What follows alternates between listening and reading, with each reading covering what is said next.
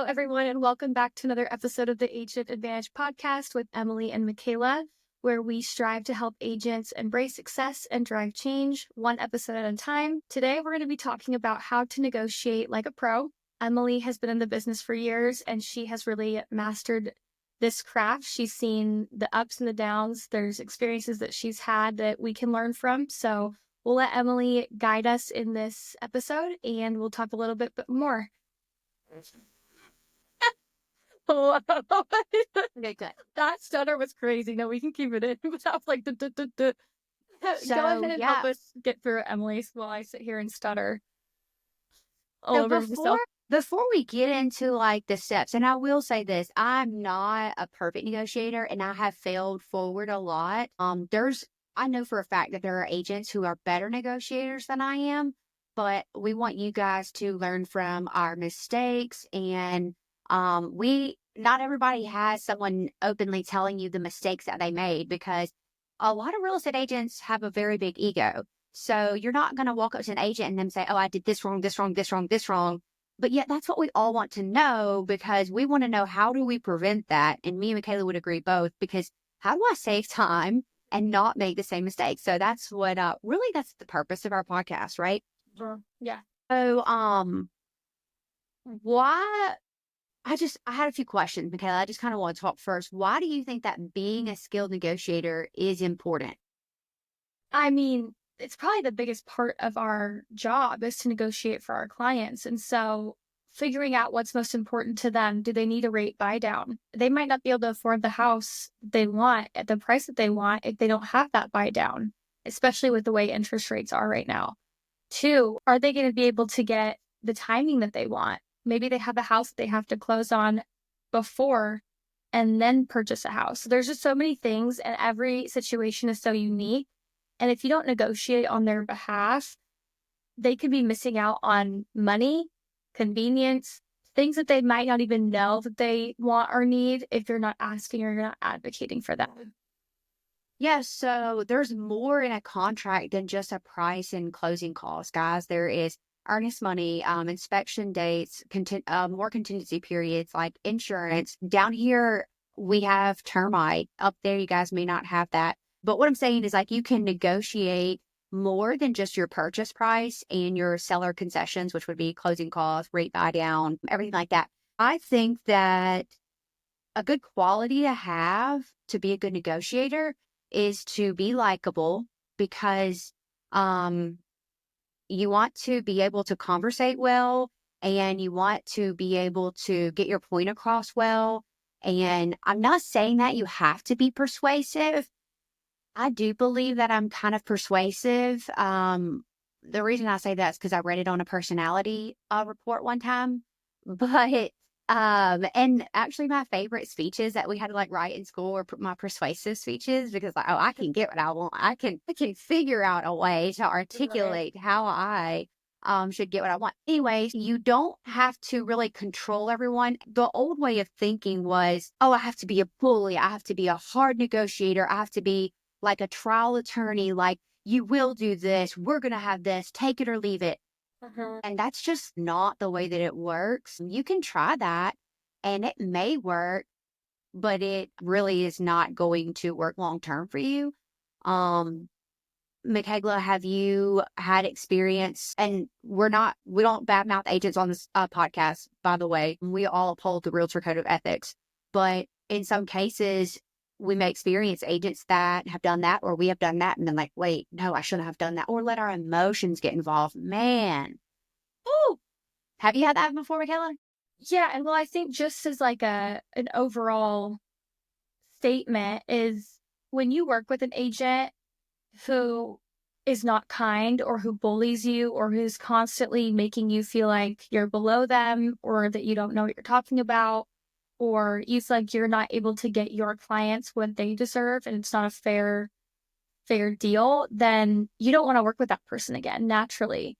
And so you don't want to be that person first and foremost. How are you coming across? Obviously, you want to be confident. You want to get your people what they want and need to a reasonable degree, but being kind, being firm, being knowledgeable, that's going to be the biggest things I think being a negotiator is about, because I don't want to work with someone who's going to boss me around, and I'm not going to want to show their houses. Of course, we can't control that, but there's certain things like, well, if I don't have to, I won't, you know? So there's just, we all work together, and you'll be surprised how many agents you will work with again. And you may not like them, you may not want to be friends with them, but you need to learn how to respectfully work with them and work around negotiations, working through the contract, all of that. So I think learning how to negotiate like a professional and maintaining your morals, your decorum, if you will, all of that is going to help you have a longer career, a more successful career, in my opinion. People might disagree with that, but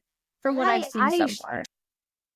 I'm sorry. I strongly agree with you, Michaela, because, and I actually wrote here in my notes that you're going to work with these agents more than you are your customers or clients. And when I was a new agent, I didn't really register that. I was like, no, I'm working for my customer. I need to please my customer. It's only about my customer. And it's about working with that agent because essentially this is your colleague. I hate to say it. Y'all are not the same brokerage, but you guys work in the same industry and you guys are going to be having run-ins before you're going to go out to events. You're going to see them. And their perspective of you is their reality, and they're going to, even though we're not supposed to, they're going to talk about you. So what type of reputation do you want to have? And that can, when you're negotiating, guys, you're going to show your reputation. You're going to show who you are. And a lot of people, the reason I was talking about getting your emotions involved, you need to check your emotions. I am very guilty of that. I had to read a book called Master Your Emotions. The book actually changed my life, the way that I responded to things and the way that I handled my business. I recommend that book to anyone I know. Your Emotions. It's a great book. It talks about, of course, mastering your emotions and pulling your emotion out of everything, because I hate to say it, guys, but it's not about you. And in the end, it doesn't even freaking matter. It's going to work out how it's supposed to work out. So however you respond or react, it's not going to change the situation. Let's just say, for example, because I do want to throw out an example. So let's say there's a house listed at 450 and it's been on the market for, well, right now, 30 days is like normal, but yet people are still coming in with lower offers because they're still used to the 7 days on market or 14 days on market. So they're like, oh, we're going to lowball. It's been on the market for a while.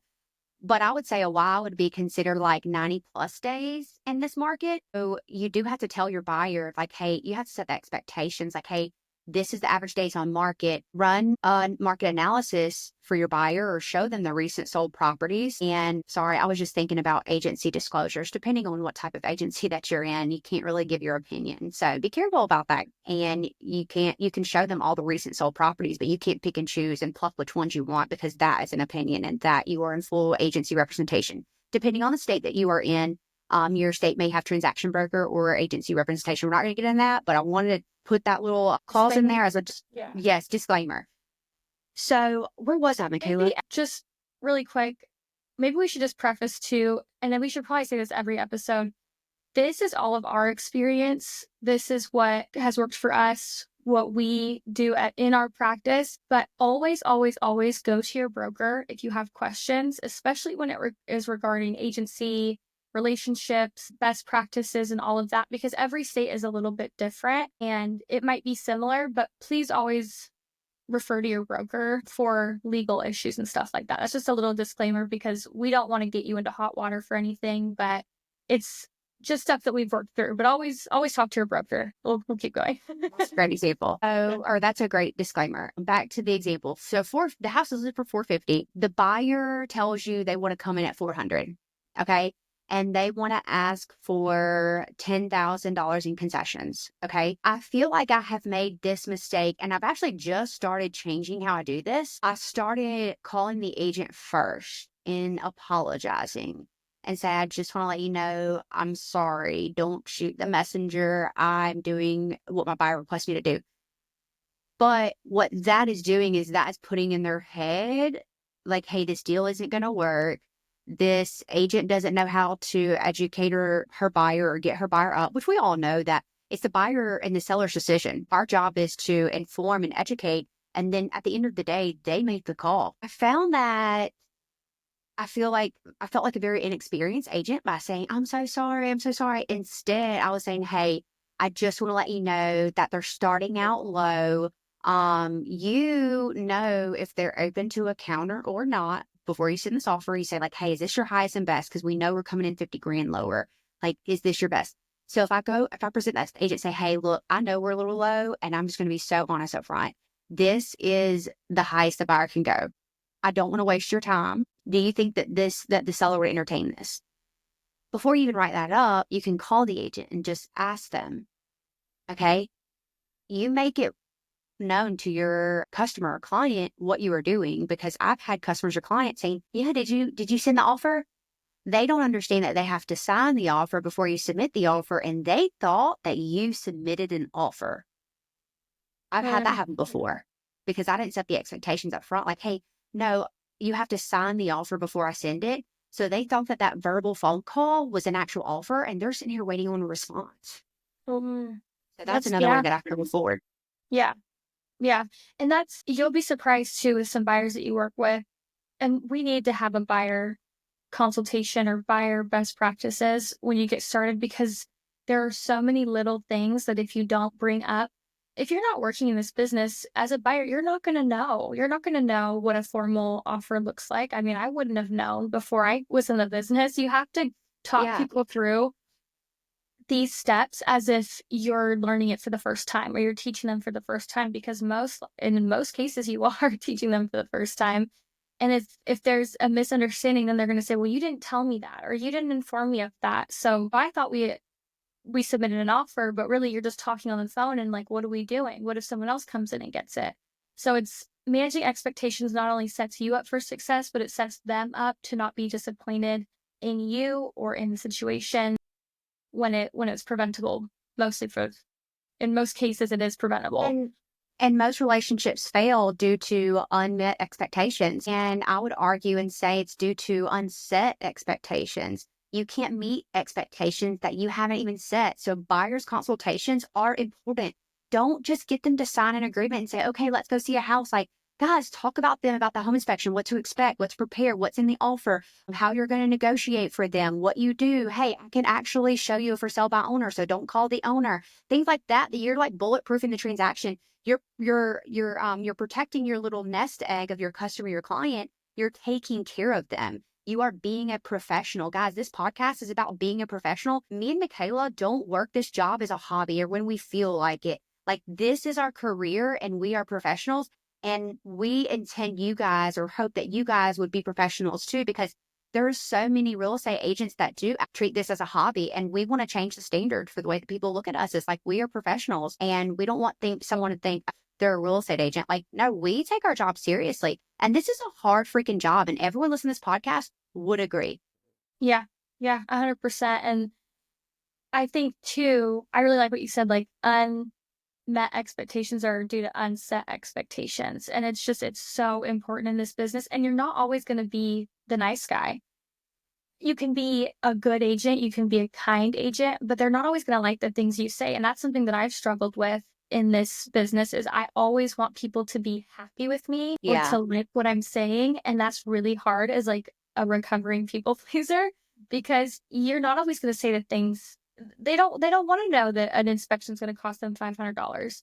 They don't want to know that the seller might not accept an offer that's 50,000 under. And how do you manage those expectations and those emotions? It's very emotional most of the time for a buyer because it's the biggest purchase of their life. It's typically following in a big change in life. Are they getting married? Are they getting divorced? Are they starting a family? Empty nesters? All of those things carry heavy emotions. And so if you're not managing those expectations and those emotions, you get yourself into hot water with that too. So I really like that a lot. And we're kind of going on a So, tangent, which is totally fine, but I yes, really like all yes. of this. No, that was very, very good. Thank you for talking about that, Michaela, because very, very important. And also, I want to say that when you're negotiating, call the agent before you write the offer and ask what's most important.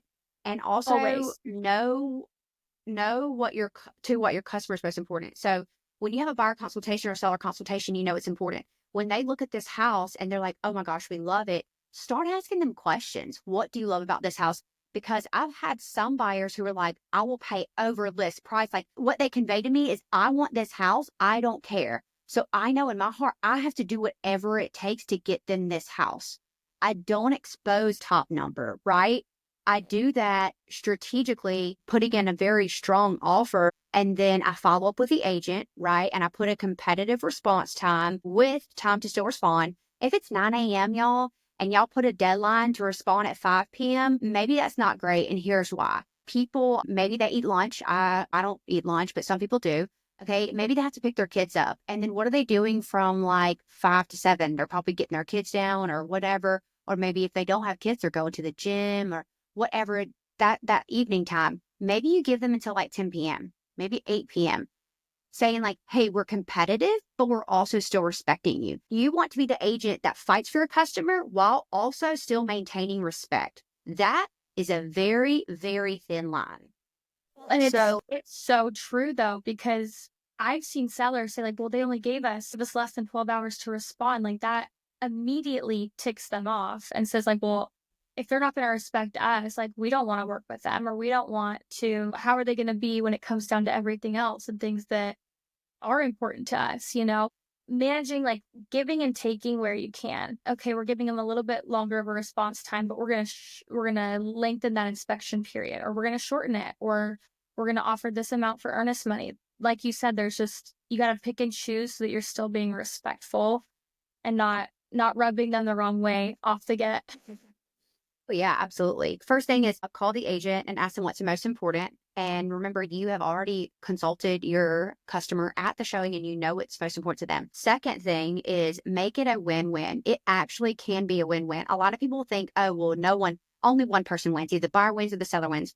But you have to give and take, just what Michaela was talking about. Like, you can't get everything and you can't give everything. Some cases that does happen, unfortunately, and I hate that. And this is talking about being a great skilled negotiator. We want you to be able to give and to be able to take.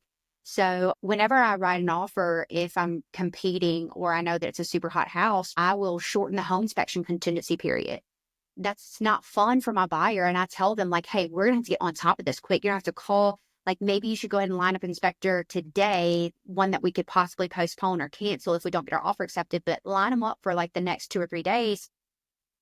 And that way we've done our part. It makes us look strong to the seller. Was that inconvenient or uncomfortable that we had to shorten our time frame? Yes, but we want to make it appeal to the seller and let the seller know, hey, Mr. Seller, we're not going to hold your house off market and it hemmed up in a 14-day inspection contingency period and then maybe not move forward on your house. Like we want to give the seller something if we're asking for a lot.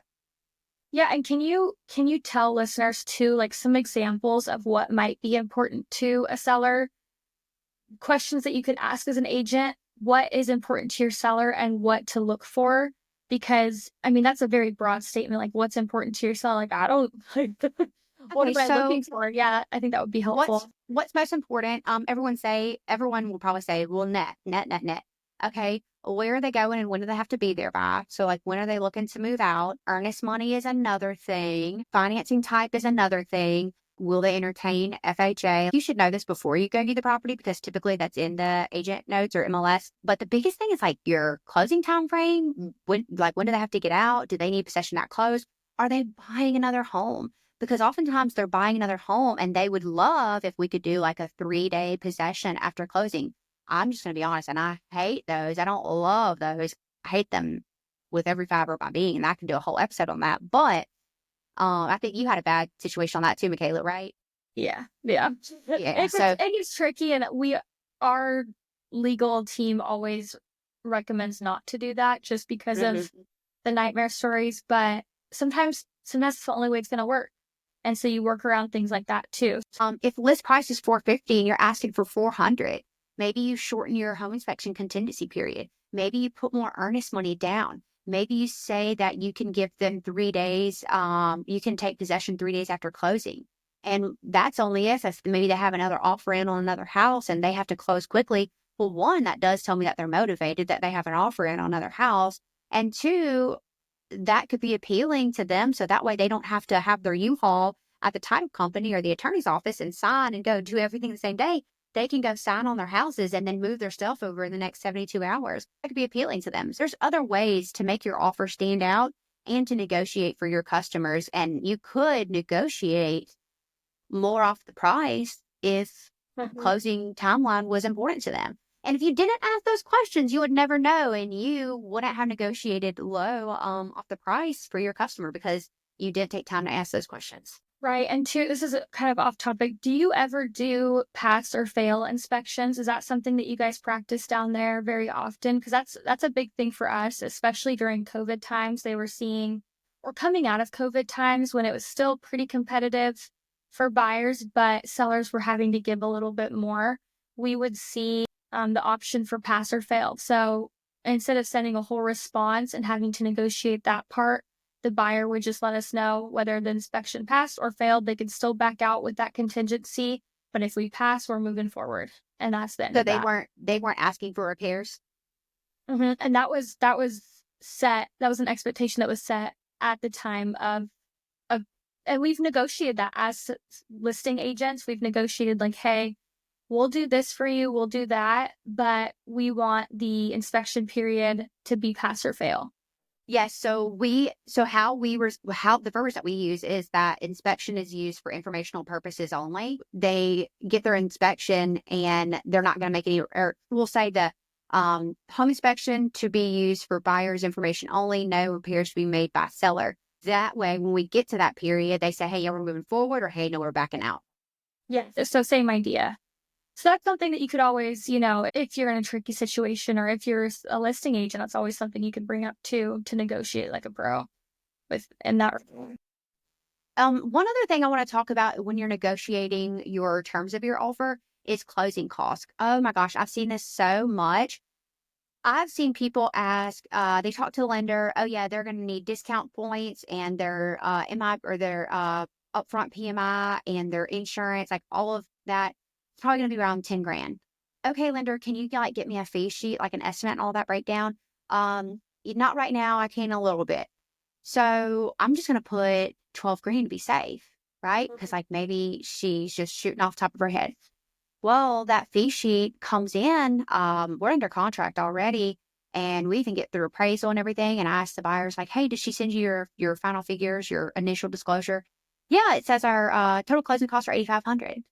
Well, deduct 12 grand from 8,500, and that is how much you left off the table that you could have negotiated off the price. So many agents ask for so much in closing costs, and that buyer doesn't get that money at closing. The seller just nets more money because you ask for closing costs to be covered up to $12,000. And if they're only 10,000, then you could have negotiated two more grand off the price for your buyer, but you didn't because you didn't do your due diligence and get a very close estimate of their figures. Mm. Yeah, and it might be a little bit different up here how those are negotiated because our buyers can get money at closing if it's more or less, or if it's Well, I more than, love that. yeah. I love So that. and we do that oftentimes too. If there's repairs to be made, if we know that it's an older house going into it, we might ask for more closing costs so that if something in the inspection does come back, we're not asking for all of these repairs plus all of these closing costs. We're just going to take the extra money from the closing costs and use that after closing to help make those repairs on their own. So that's something that we do. It's kind of a strategy to help act as a buffer, if you will, especially if the house is vacant, if it's older owners, if they live out of town, they're not wanting to coordinate with a contractor to get things fixed, or they don't have money up front to Right, make a right. $5,000 repair. Well, we tie that into closing costs. They can give that to us at closing through the sale of the home, and they can use that to later on make those repairs.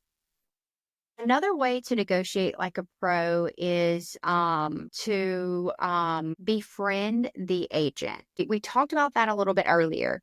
You will work with the agent more than your customers, and you don't want to need them one day and think they don't want to work with you because you didn't cooperate.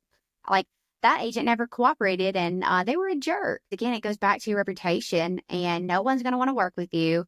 And if you have a listing that you're trying to market and you're just a jerk bully to everyone, those agents are not going to be so thrilled about showing your home. But if you're a great agent to work with and you've got a hot listing, they're going to want to market your house. So Right. Yeah. who are you? Who do your customers think that you are? Who are you in this industry? That's a question that you need to ask yourself. How do my colleagues in this industry perceive me? And do my customers know that? That's a very powerful question. Do my Right. customers know how people in this industry perceive me? Because I can be totally different from my customers, right? Well, especially in tight knit communities. I mean, Mobile is a city, but it's a small city, big town, small city. And then especially where I'm at, Ellensburg. I mean, word of mouth is the biggest thing, and you rub one person the wrong way, even if they're on the other side of the transaction. Like, yeah, Michaela, she helped so and so buy my house, and she was awful to work with. I mean, she just made every part of the transaction miserable, and my agent tried and tried and tried, and she just was just so hard to work with, and I would never recommend her. Even if they're not your clients, people will form opinions about you, and it's your job to try to maintain your reputation for every single party, not just your clients. And that's kind of, I think, what you're saying, Em, is that reputation sticks with you too. So like, who are you to your people, but who do you want to be, and who do you want to continue? What kind of people do you want to continue to attract to you and your business too? It Because all kind of ties together. we have the power to change that. Mhm. If you're not like, if you're not, and that all boils down to being self-aware too, because you can't really know who you are or how other people perceive you unless you stop, look around and think, how did that conversation go? How did they feel? How was it whenever they reached back out to me or have a conversation with me? How did I make them feel? How do they talk with me? That's going to tell you a lot of things. Be self-aware. Being self-aware is actually going to help you be a better negotiator because you can read the room better. You know how to mirror and match. If you're not self-aware, you won't know how to mirror and match. And what that is matching the personality that you're talking to. To be able to get, I hate to say this, but to be able to get what you want, a big quality in or characteristic, I would say, in a skilled negotiator, several qualities would be likable, like I said earlier, persuasive, kind, charismatic, and the other is going to be knowledgeable. A really one that I want to focus on is going to be going back to the likable one. And the reason I say that is because people do business with people that they like, they know, and that they trust. I think another thing too that we could talk about with reputation would be, and it's kind of tying back into everything we said, is when you work with other agents, and you're going to work with agents multiple times, especially if you're staying in this business for a long time. They're going to keep coming back around, especially if you're in a small area like I am, like you are. And every single transaction that you have with this person is going to build that rapport with them. So they might be comfortable calling you and just saying, hey, here's the situation. What do you think? And could we make something work? And that is such a bonus to have someone who trusts you to say, hey, off the record, this is what's going on. You know, what can we do to make sure both of our people win in this situation? I mean, that's best case scenario. That's everyone wins in scenarios like that. That only comes from experience with people, good experiences with people, right? And so if Emily and I are working together, we work 5 transactions together, and I really like her, and I know that she is working in a way that matches my values, her values. If we align in that way, if I see she has a house listed and I have buyers who are potentially looking for something similar, I'm automatically going to want to say, hey, Emily, what's the situation? What can I do, or what can we do to make something work for one of my clients? You become more eager to work with someone like that. I think that's a big thing too, is it only helps your business to be kind to One, people. oh, 100% agree. Like, we can end on that note, but I want to wrap this up with one more thing. Guys, we are the filter of our customers and clients. Our customers and clients are going to dump everything on us. They're going to be emotional, like, oh my gosh, this is terrible. When I was a new agent, I didn't know how to absorb that well. I didn't know how to master my emotions. And I'm a very empathetic person. I would just get enraged that they're upset. And I had called lenders before and other agents, like, in tears, crying, yelling. Guys, I have been in yelling matches with mortgage lenders. I don't know if I've been in yelling matches with another agent. The But builders. Oh, yeah. I was there for one of those. Yes, yes. Yeah. Anyway, so I have, I've since learned that, and sometimes there's people who are still gonna get you worked up and call you some names. But what I'm saying is do the best that you can to absorb their frustration and be able to portray it, not like everything's okay, but not like the world is falling, because then the world's probably gonna fall, the deal's gonna fall apart. Like you have to protect the deal if that's what your customers want, right? You do have to work for your customers, know what they want. That's why we talked about that at the very front. You have to know exactly what they want. What is most important to them? Just like attorneys, when you meet with an attorney and they go over your file, they don't just say, okay, well, let's go to court. What happened? Let's go to court. No, they're like, wait, what? They're digging. They're doing more digging. Why? Because they need to know how to represent you best. And us as real estate agents, we sell ourselves short and we just think, all right, you want to go see a house? You want to write off? Let's go.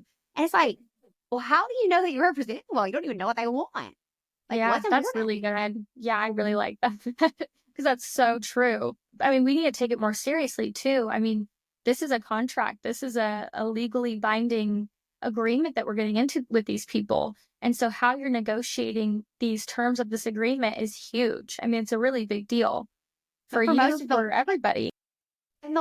for most, the largest purchase of their life, which they may make several, but overall, a house in general is going to be the largest purchase that they make at one time. And for us Mhm. to willy nilly that, like, we should not. Yeah. We can end on that note. That's pretty pretty good. Let everyone sit with that. Thank you for listening to today's episode. We hope you found some value in it, got some good information on how to negotiate like a pro. We will be back next Monday for another episode of the Agent Advantage podcast. Until then, you can keep up to date with all the things that we're doing and some more useful insight as the week goes on at the Agent Advantage podcast on Instagram. If you have any questions, you can always DM us on Instagram, but you can also send us a private email at theagentadvantagepodcast@gmail.com. And until then, we will see you next Monday. We hope you have a great, productive week. Again, stay consistent and reach out if you have questions, and we'll see you then. Bye.